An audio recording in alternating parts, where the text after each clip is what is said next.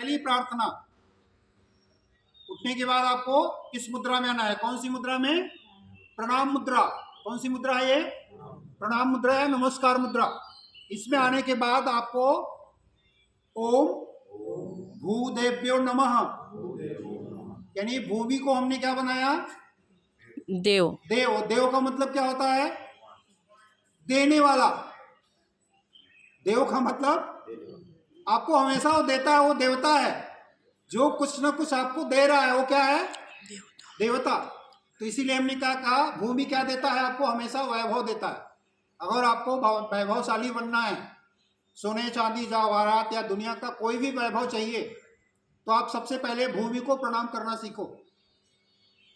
जब आप भूमि को प्रणाम करेंगे तो आपको खुद ब खुद लक्ष्मी, जिसको हम श्री कहते हैं, क्या कहते हैं?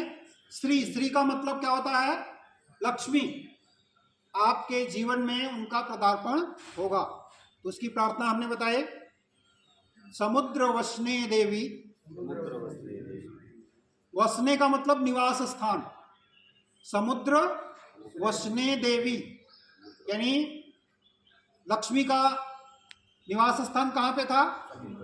मंथन हुआ था ना, मंथन हुआ, वहां से निकली ना, इसीलिए श्लोक बनाया गया, समुद्र वसने देवी पर्वत स्तन मंडिते।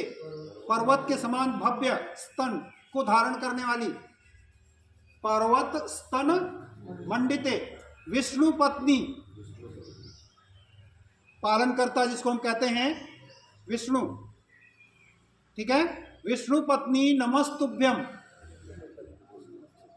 पादस्पर्शम क्षमस्व में, यानी हे पृथ्वी माता, हे लक्ष्मी माता, हम मनुष्य गति करने के लिए बाध्य हैं, क्योंकि हम थलचर के प्राणी हैं। कहाँ के प्राणी हैं? जमीन के प्राणी हैं। हमें गति करने के लिए जो भूमि आपने दिया हुआ है, उस पर चरण को स्पर्श करने से पहले हम आपसे क्षमा चाहते हैं। आप हमें